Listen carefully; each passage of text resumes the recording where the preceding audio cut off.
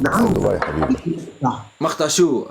هم في الإعلان جابوا وجدان قالت لا زكية عيب. بس في صح الحلقة صح صح صح في المقطع ايه في بس ما مقطع فرجوه. محذوف، في مقطع محذوف. بالك بكره في حلقه بكره في نقص صح. هي بس وقفت على كان الحلقة في شيء كلها. على الشاشه علاء، كان في شيء على الشاشه كنا تفرجنا فيه وصارت ظهر لي مشكل لهيك إيه؟ وجدان قالت زكيه عيب يا زكيه عيب، بس ما فرجوا في حلقه اليوم، ممكن في حلقه بكره. علاء طب انا بدي اسالك سؤال، شو رايك بزكيه لما حكيت عن المستويات اليوم لنيفين؟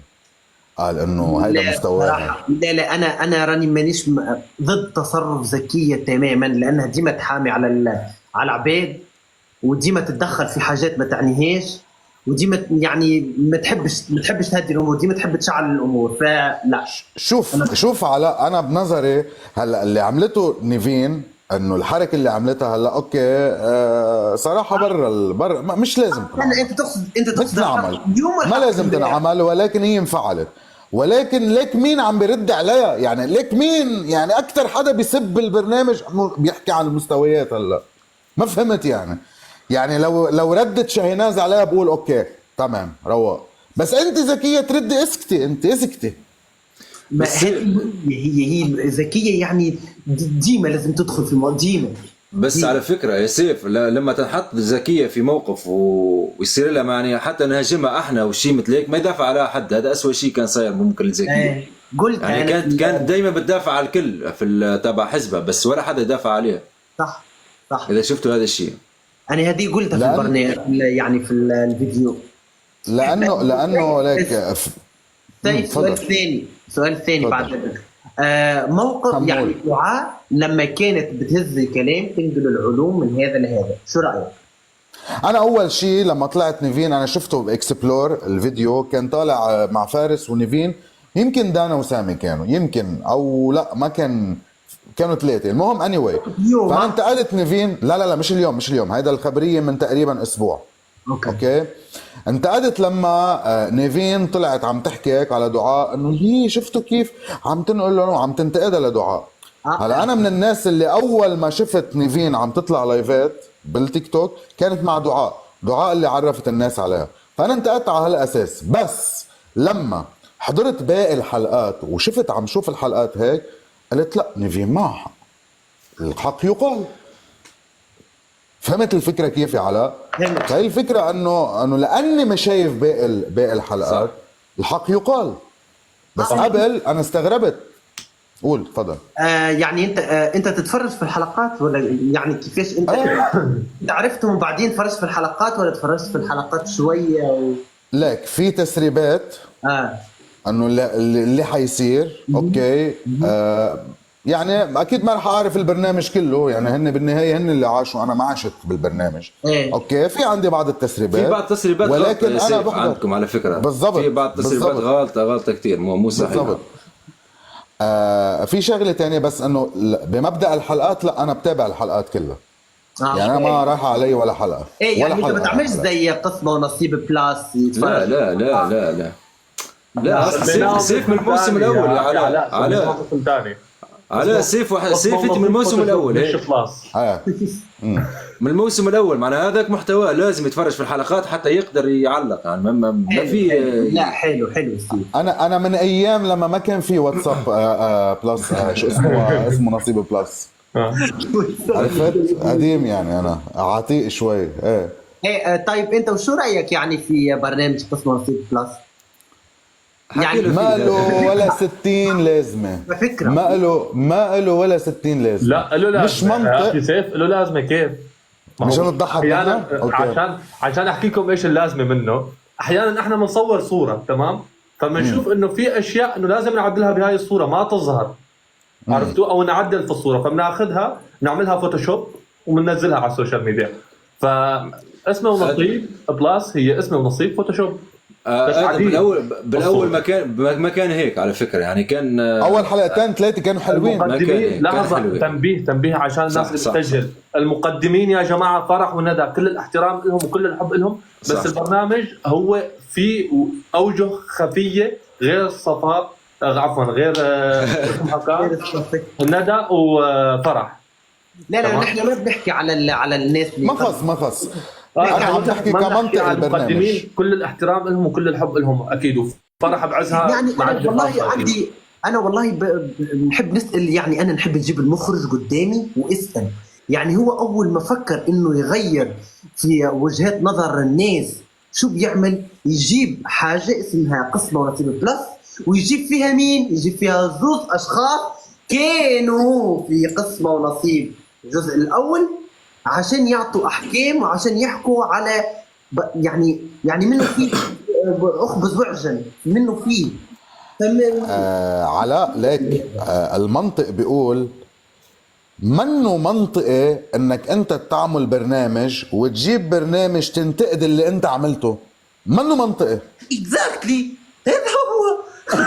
هو يعني كيفاش عشان هيك قلت لك انا ما له لازمه، ما له ولا 60 لازمه. انا حقيقة كنت عامل حتفهموا سبسكرايب إنه لا لحظه، في وحذفت. اشياء لقدام ما حقدر احكي عنها، فعلا ما حقدر احكي عنها، بس لقدام حتتذكروا كلام ادم، حتقولوا هلا فهمنا شو المغزى من اسمه ونصيب. في اشياء قدام رح تصير حتفهموا شو المغزى من اسمه ونصيب بلس. هي واضح المغزى واضح. لا في مغزى لشيء بده يصير، فلازم انه نعمل فوتوشوب لا. للصوره. بس ما في الوقت عرفتوا. في الوقت الحالي والله واضح المغزى، يعني كل الجمهور شايف شو المغزى والله. يعني طيب فارس، ادم انت ليش ما وجهوا لك مثلا انفيتيشن؟ ليش ما وجهوا لك استدعاء؟ وجهوا لي يعني مره، سؤال. وجهوا لي مره جد؟ والله. إمتى؟ هي المحادثات موجوده مره، امتى؟ تقريبا قبل اسبوع شوي وجهوا لي ومره. حلو. على الواتساب بلس، على اسمه نصيب بلس. فارس نعم فرجت في حلقه اليوم اكيد تفرجتني ديما طيب. كل نهار اتفرج. لما هم كانوا عم يتفاهموا عليك انه انت حيصوتوا عشان يخرجوك، انا وسامي طيب. بس كانوا متفاهمين عليك انت. صح اكثر حاجه، صح صح. اكثر واحد صح. انت يعني كنت تعرف ولا اليوم في الحلقه عرفت؟ انا ما كنت اعرف، ما كنت عارف انه انا ضغطتهم لهذيك الدرجه على فكره. طيب يعني شو ردك؟ يعني شو رايك؟ شو ردي هو موجود عندهم اصلا، يعني هم كانوا حابين، كانوا عم يفكروا انهم يختاروا يعني صاحب بيت من عندهم، ومو متقبلين الفكره، يعني بيقولوا احنا قله، مستحيل اننا نقدر نجيب صاحب بيت يعني من حزبنا، فما بالك كيف راح يصوتوا عليه؟ كيف؟ فاهم؟ يعني هم قله ما بيقدروا لا يصوتوا لا يجيبوا صاحب بيت لا يطلعوا حدا، ما بيقدروا. فالسيطرة كانت كاملة عنا يعني. علاء الدين سؤالي لك، يلا عم تسألني انت سؤال انا بسألك سؤال. مين افضل طالعين مشترك يسألوا بعض يا رجل؟ جماعة، المفروض يسألوا عنا. مين افضل مشترك رجل بين المشتركين كأداء، مش عم بحكي ارقام تيك توك وهيك، كأداء. لا مش أداء ارقام، بالبرنامج. لا أداء بالنسبة لك ما بدون يعني كنظرتك. انا نقول انا حسيت طارق، لانه طارق وسامي. لا سامي لا، لانه لا ليش لا؟ كأنه هو حتى سامي والله عرفت كيف؟ لا بس عامل له شيء سامي لا. لا حقول لك ليش، حفسر لك. سامي لا لانه مش جاي يلوج على الحب او مش جاي مركز مع البرنامج، يحكي عشان يعطي رايه بس. فهمت؟ ليك علاء حسيت ادم وطارق اكلي يعني اوكي، ما يحبوش المشاكل، ما يجبدوش يعني المشاكل، وما يحبوا يحكوا على حد، بس مركزين شوي مع البرنامج، يعني حابين شوي. فهمتني؟ لا عم يركزوا على علاقات، صح، مركزين على علاقات، صح. الحق يقال. يعني ادم لانه مثلا نقول احنا طارق، يعني طارق نقز شويه، لكن ادم كان رزين شوي في اختياراته بس. علاء ليك كلامك مزبوط عن سامي قبل 3 حلقات من هلا، بس لما شفته انا لسامي عم بيجرب مع دانا لا غيرت رايي. كان رايي مثلك. ما حلقه اليوم بطل، حلقه اليوم قال لك ليه خلص ما بدي شيء. لا قال لك ليه، انا كنت معه لحلقه اليوم. خليني بس اقول لك ليش. خليني اقول لك ليش، مع انه انا من الناس اللي كتير انتقدت سامي، انتبه يعني لمعلوماتك. بس انا اليوم معه لسبب، لانه عن جد شفت انه هو حاول كتير مع دانا، ولكن دانا بين بين لا بحسها يعني بدها وما بدها، يعني اجى الاثنين قدام ما اجى ورا. يتلاموا سيف، الانسان ما الاثنين ما يتلاموا على فكره. سامي اول مره بياخذ خطوه باتجاه بنت وقدام الكاميرا يعني واضح، وهي ما تتلام عشان هي لسه جديده، يعني لازم ما دغري تدخل في علاقه، فاهم؟ اي لازم تعرف، بالذات فاهم؟ جديده يوم الاثنين ما يتلاموا، الاثنين ما يتلاموا بالنسبه لا بس لي. انا صراحه زي ما قالوا له الجماعه، قالوا له لسامي، قالوا له يعني مثالش احكي معاها، حاول كذا كذا كذا، مش مشكله يعني. بس هو كان مغلق. كنت لا. انا حسيت سامي انه يحب يحافظ على صورته قدام الناس. يعني يا عمي اذا دخلت البرنامج مش خلص صعب طبيعي. علاء مش يحافظ على صورته اكثر من انه هو حابب انه البنت اللي يكون معاها وهو بصوره صحيحه، ما يطلع بصوره صح. سيئه قدام صح. الناس. مفكر بصورته وصوره البنت اللي هو معاها، مش بس بصورته صح. ونفسه. ايه ما خلي يحاول. يعني زي ما قالوا لي جيب لها ساندويتش، زي ما عملت لك انت وجدان، جيب لها لا على فكره، قهوة. لا سوى كل شيء، هو، جاب لها سندويتش، أخي علاء، جاب لها قهوه، هو سوى كل شيء على فكره. لا، مسمى الحب من شخص لشخص بيختلف. ممكن انا يكون بالنسبه لي شيء، هو بالنسبه له شيء ثاني. فمش يعني انه والله اذا هو ما عمل الشيء اللي عمله مثلا فارس فهو والله ما بيحب. لا، كل انسان له مسمى، له قناعات الحب كيف تكون. لا بس سوى يا ادم، سوى ممكن في الحلقات ما فرجوا، بس سوى لها اكل وسوى لها قهوه وسوى لها كثير اشياء. مروش جماعه. على فكره حبيت اقول لكم مش كل عنده تحذير فيكم. مش عارف هلا طلع لي كمان، مش عارف من شو. ممكن عشان انا سويت هيك على تمي، يفكروا انه السجاره. انا ما طالع هلا بلا بين. عندي طلع عندي. وانا عندي بس عشان سويت هيك على تمي. كيف دخلنا الواسطه تاعتك؟ طيب وصلت شو؟ هي اسمعوني، لازم الملاك الشوربه بلاك بالشوربه. والله يا شو يا علاء؟ فيك ابو الشوربه. يا اخي المشكله هلا حتى انستغرام ما اخذت تبع الملاك يا عم، راحت معنا. من وين راح نجيبها احنا؟ انا اجيب لك اياها، مش كنت المترجم؟ ها؟ اجيب لك شوربه. انا اجيب لك شوربه سهله جدا. ها مستنيين. لا علاء لا تفهم شو عم بيقولوا الشبيبه.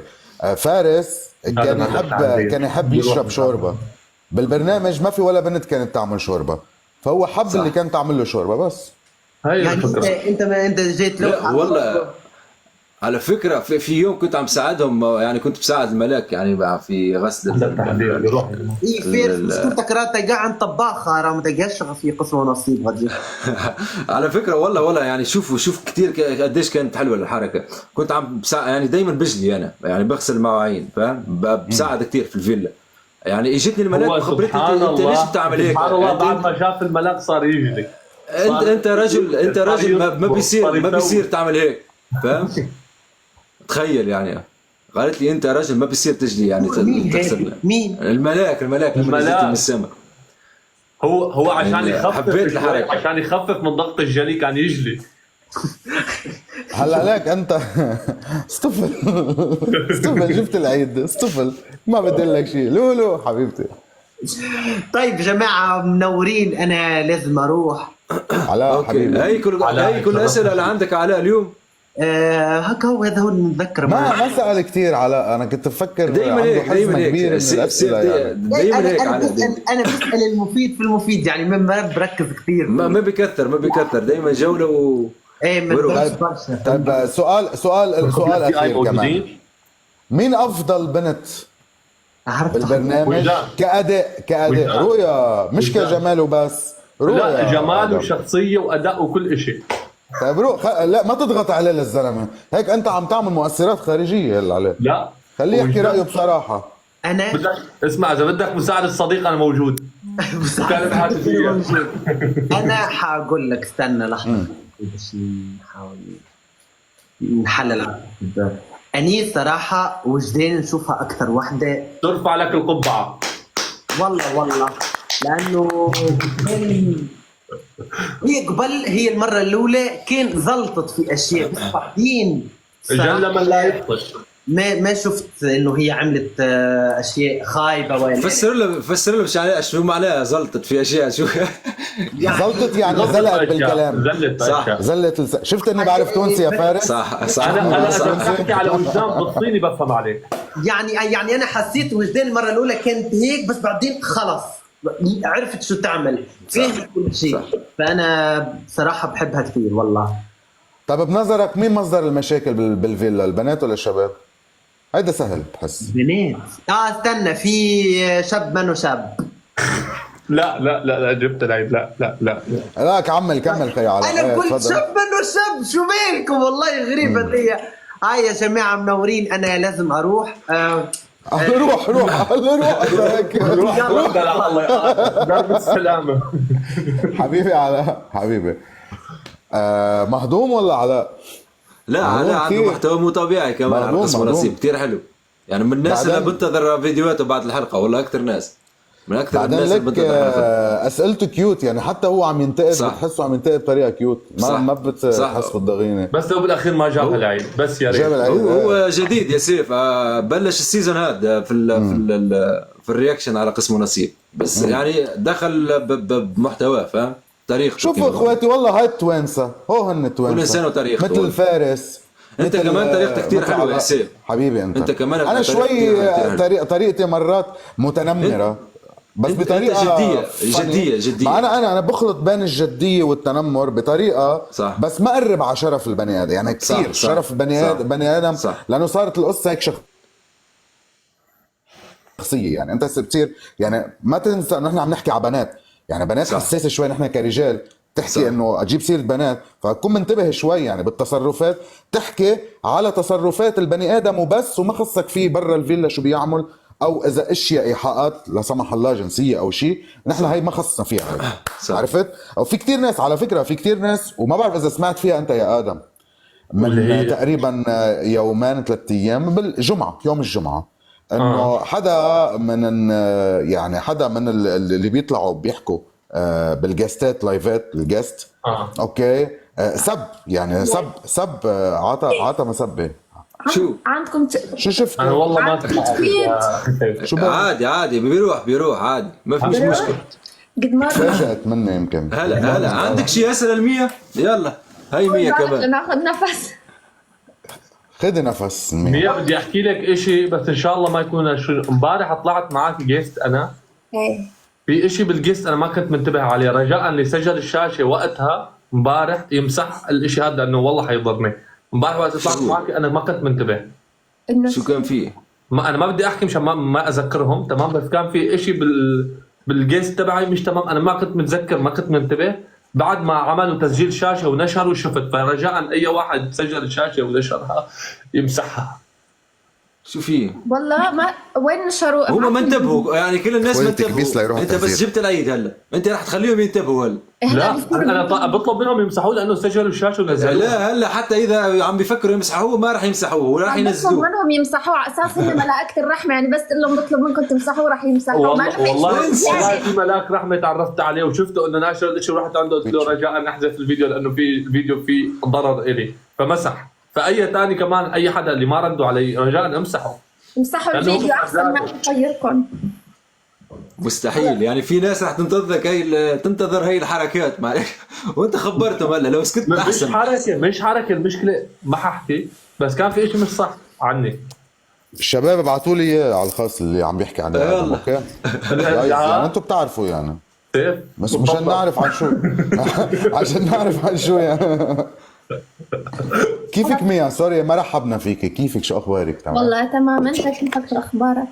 ماشي الحال، روق وهيك. فارس الاذاعه عندك شبه الدخان. لا كل دايما بفتح بال الاذاعه وما في شيء، دايما بفتح بال الاذاعه.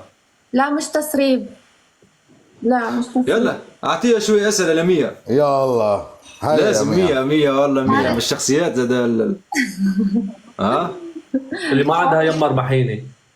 والله احلى شيء في 100 عفويتها في الجلد يعني، في القصف بعفويه تخصف. انا قلتها مره من لايفاتي، قلت اللي عجبني بيها من اول ما فاتت ما غلطت ولا غلطه يعني، ماشي ستريت فورورد، مش ما غلطت ولا غلطه يعني. تقييمها للامور، كلامها عن الاشياء، تعليقاتها، عرفت كيف؟ برج الدلو. انا ولدت برج الدلو يعني، فما فينا نقول شيء يعني. الله يخلي لك اياه ويحفظها يا رب. حبيبي الله يخليك حبيبي. انت انت شو برجك؟ الجوزاء. ما حتحب الموضوع انا عارف. لا الجوزاء، بحب الجوزاء انا. والله اوكي، وانا بحب الدلو كمان. شو سير؟ أوكي. لا عادي يعني. عندها حبيب يا خي، عندها حبيب. هلا شو بدنا، خلص. عندها حبيب. ايه المهم، فاللي كنت بدي اقول لك اياه انا انه هل بتحسي انت اول ما فتي عن جد، اول ما فتي على الفيلا حسيتي بطاقة مش رفض، خلينا نقول عدم انتماء؟ حسيتي بطاقة عدم انتماء؟ حسيت.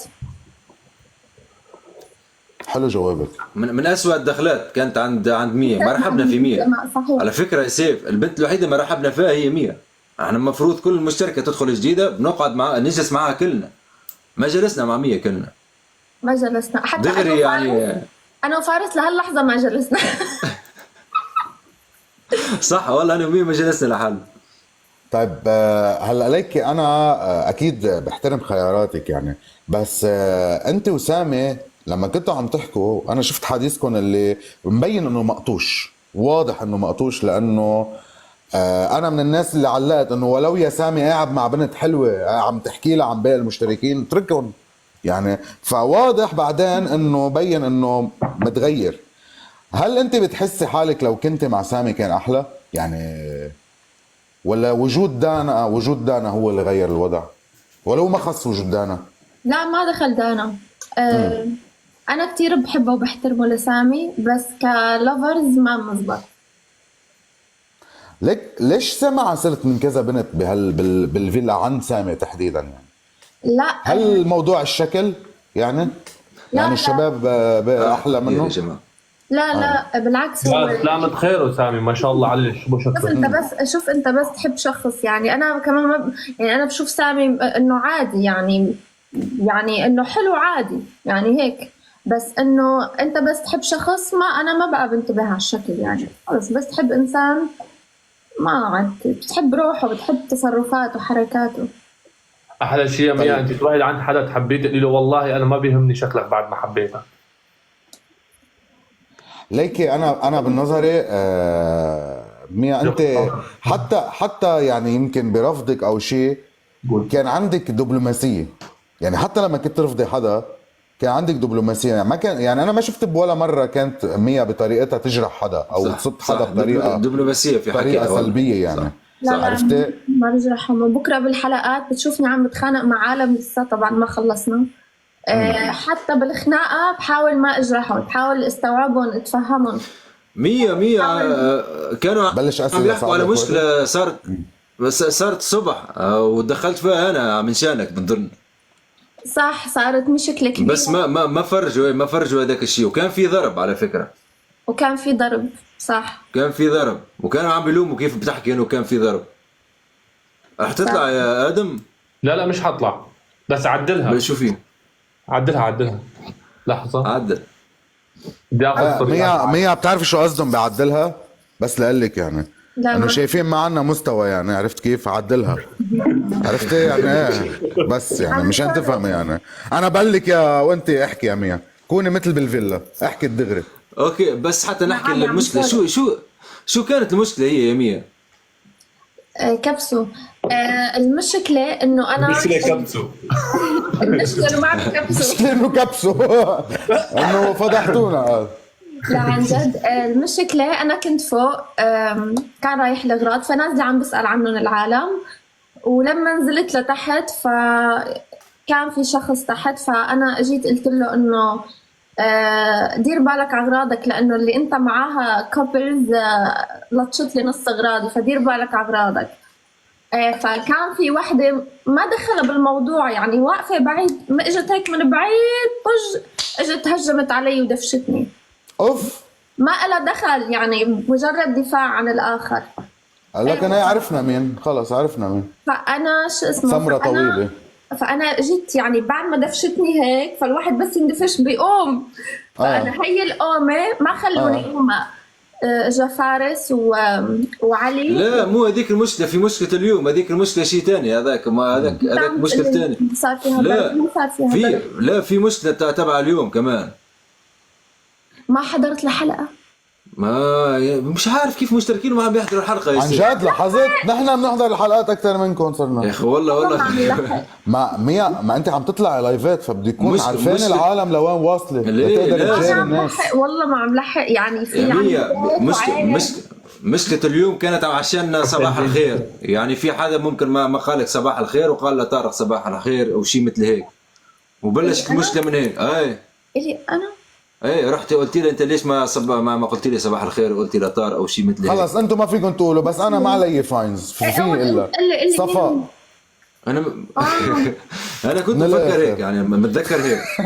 من الاخر قعدت تتحذر وعلى خلص من فكرة الاخر. انا اخذت انذار من وراء هذا الشيء، وكانت في ناس عم تحفر لي مع الاداره، فاهم؟ عشان ما بحكي تركي، راحوا حكوا تركي مع الاداره وكانوا عم بيكبروا المشكله حتى اخذ الانذار. بس عشان تفهموا مش انا، والله مش انا. لا مش انت، اكيد مش انت، بس بعدين انا عرفت هذا الشيء. اللي كان عم بقول لك اياه يعني، وخاصه العالم اليوم بحلقه اليوم شافوا الشيء اللي انتم كنتوا شايفتينه، انت تحديدا انت ونيفين ووجدان. العالم اليوم شافوا هالموضوع على هيدي الانسانه، يعني على قصه البكي الزايد عن اللزوم والرموش والممسحه والهيك. هلا شوف، هلا هي يعني سفر فيتي لهي اللحظة. حتى لو صار سوء تفاهم هنيك، يعني انا بالنسبه لي صفا اي لاف يو، هو سيف حر برايه، شو بده يحكي عنك هذا متابع بيحكي عنك أوكي. برايه بدك تتقبلي. خلص اوكي ما تتقبلي عادي يعني. انا عم بحكي هلا مش 100، مش عم بحكي 100، عم بحكي صفاء عادي فيك ما تتقبلي يعني. التسجيل لصفا رح يوصل. أوكي. فانا بحترم رأي سيف وانت لازم تحترميه علشان هو متابع، مثل انا عم يكتبوا لي صار لا هو مو انتقد للبرنامج، يعني عادي راح ينتقد. أنا اصلا انتقدني على الدخله ده يعني دغري. على فكرة 100 بس لقلك شغلة بس والله عني، أنا صديق مقرب جدا، حتتفاجئ لمين مقرب جدا صداقة لعلي. حلو. أوكي يعني، ولكن مع مين طالع؟ مع آدم ومع فارس، وآدم صديقي جدا هلا صار كمان. اوكي فعشان تعرفي بس يعني، فما خص العلاقه صح الشخصيه صح. بنقدي للبرنامج. انا حكيت اخي سيف، انا حكيت وانا علي يعني بالعالم تعرف قديش انا حبي كبير لعلي. انا حكيت قول. باللايف، على فكره حكيت باللايف انه علي في اشياء كنت ما اتقبلها عليه بداخل الفيلا، بالتصرفات كتصرفات بحكي عنها ما كنت اتقبلها. لما طلع الرجال برا الفيلا، الرجال كان محترم معي، كان قلبه طيب معي، ما شفت عليه اي غلط خارج الفيلا، فبحترمه على الشخصيه اللي شفتها منه خارج الفيلا. فبس ليك 100. فهي القصه مش شخصيه ابدا، ما حدا ياخذها شخصيه. انا اذا عم بنتقد شخصيه، اي شخصيه من الشخصيات ان كانت صفاء ولا اي حدا تاني، انا ما لي عليه برا البرنامج، ما لي عليه شخصيا، ما لي عليه هو شو بيعمل، لانه بكل بساطه انا ما بعرفهم من خلال هالشاشه. بس انت صديقتك بفهمك انا، يعني بفهم كلامك. اكيد. عرفتي كيف اختي؟ أكيد. فأنا بالنسبة إلي صفا كان في حدا عم بيفرق يعني يفوت بيني وبينها طول فترة البروجرام، وأنا ما كنت أفهم عليها. 5 دقايق بتحبني، 5 دقايق بتكرهني، 5 دقايق بتحبني، 5 دقايق بتكرهني. فأنا بس يعني هالشغلة بعدين فهمتها بآخر الحلقات، إنه صفا يعني اجتمعنا بالصدفة بالحمام وقالت لي إنه في إنسان عم كل شوي يقول لي انتبهي من 100 انتبهي من 100 وهيك. انا شامم ريحه فسافيس. فسافيس؟ انت ما بدي اجيب لك العيد، بدك اجيب لك العيد بمين قصدي بالفسفوس، انا بقول الاسم ما عندي مشكله، بس انت كرمالك حسك دبلوماسيه. انا يا جماعه انا بحترمها دبلوماسيه. يا جماعه مين يعرف شو يعني لايف مسروق؟ مش عارف، دائما بيكتبوا لي انه اللايف مسروق عندي، مش عارف. لايف مسروق؟ اللايف مسروق، البث بيكون مسروق. لا بيكونوا مسجل، بس مسروق لا مش مسروق. شو ما في شو، مش عارف، دائما بيكتبوا لي هيك. لما بتسكر انت ببين عندك بوينتس انه نزل لك هالقد كوينز معينه، ولا ما ببين عندك؟ لا بيقولوا انه مسروق، مش عارف ليش. واصلا امبارح حذفوا لي الصوره، مش عارف ليش، يعني صار اجاني تنبيه من الصوره. اخي فارس عدل الايميل، غير الايميل ورقم الهاتف، غير الايميل ورقم الهاتف. اذا غيروا الصوره يعني ممكن يكون في حدا غير الصوره. هاك. لا مو هاك. لا حذفت الصوره عشان ممكن بيعملوا رابورت على الاكونت، بس صارت الصوره مش عارف شو ليش. الصوره مش كنت شالح يعني؟ صورتي كنت شالح لا الصورة؟ صورتي بس في سيجاره صورتي انا شالح. ممكن ما انت عشان الشالح فيها تبعك مش سيجارة. مثل الشالح تبعه يمكن ما بعرف. لا بس في سيجاره ممكن لهيك. اوكي ممكن ممكن ممكن. عشان سيجاره. ما سيجارة فيني احط صوره لمده 24 ساعه بس بعد البث ممكن احط. اوكي ميا هات لنسالها لميا. هلا هن ولا عم أي يكتبوا لي دبلوماسية. اسم بس انا ما مصدومه من الاسم اللي عم يكتبوه. اي اسم؟ على اللي عم يدخل بيني وبين صفا، انا مصدومه من الاسم اللي عم يكتبوه. مش هو الاسم يعني اللي عم يكتبوه؟ انا كنت مفكره، لا هي قالت لي لا. خلص اوكي. حطيتها هو انت حتضيعينا اكثر من هيدا. بعد هالصفنه رح تنبحث بحثي طولوا بالكم. انا والله وحياة الله كرمالها، والله العظيم كرمالها. بس لا، اوكي لا. فاين. لا عادي ايش اسمه هلا فايقه لسه والله ما ابو سلطان شكرا كثير، شكرا لكل الموجودين. يعني عن جد جود مورنينج. انت فكرتك نحن بعد اللي المورنينج هلا فايقه. اوكي. طيب شو يا عمي اهل المانيا هيك مو مثلنا. اوكي نحن على الترام حدا مش يطلع فينا. السؤال هو إلك، مين اول ما فتي على الفيلا من الشباب الموجودين، مين عن جد اكثر شاب لفتك؟ اكيد مش بشخصيته، بشكله، لانه ما بتعرفي حدا بشخصيته، عشان ما تقولي لي شخصيته يعني ما بتعرفي حدا. يلي اخترتهم. اللي اخترتيهم يعني انت كنت مقتنعه. المشكله لما دخلت شكل.